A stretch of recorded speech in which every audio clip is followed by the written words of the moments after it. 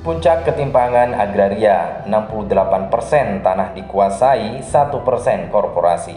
Konsorsium Pembaruan Agraria menyebutkan bahwa penguasaan lahan atau tanah saat ini memiliki ketimpangan yang sangat besar.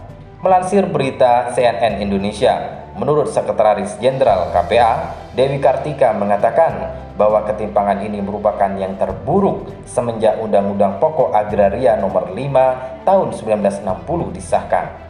Indeks ketimpangan penguasaan tanah sudah mencapai puncak ketimpangan yang tidak pernah terjadi sebelumnya dalam sejarah kita, pungkas Dewi.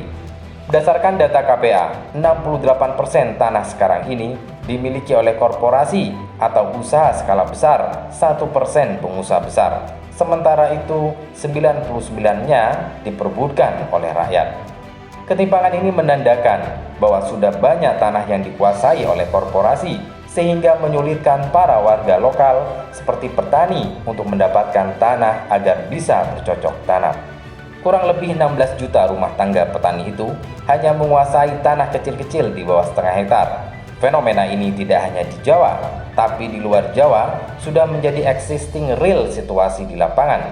Ketimpangan itu semakin meluas, jelasnya.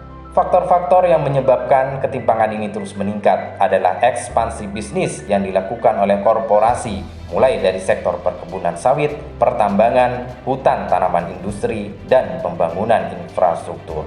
Hal ini berlawanan dengan redistribusi tanah kepada warga yang diharapkan bisa meminimalisir ketimpangan untuk melancarkan agenda reforma agraria. Persentase kenaikan jumlah petani tidak diimbangi dengan penambahan areal pertanian, sehingga banyak terjadi pengangguran terutama di desa. Peran Undang-Undang Cipta Kerja. Menurut Dewi, ketimpangan penguasaan tanah ini juga berpotensi semakin meningkat pada tahun yang akan datang. Mengingat Undang-Undang Cipta Kerja yang telah disahkan semakin memudahkan perampasan lahan milik rakyat untuk diberikan kepada pengusaha dengan dalih investasi.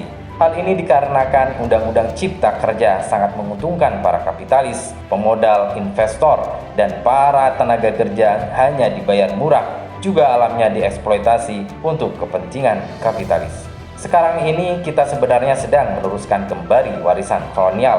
Terjadinya ketimpangan dan pencabutan hak-hak masyarakat atas tanah yang semakin bertambah, yang tiada lain kita sering disebut sebagai kapitalisme agraria, pungkasnya.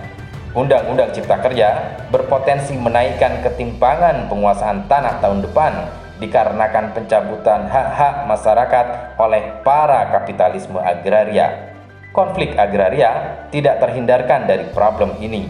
KPA menyebut sepanjang 2020 sedikitnya telah terjadi 241 letusan konflik agraria akibat praktek-praktek perampasan tanah dan penggusuran.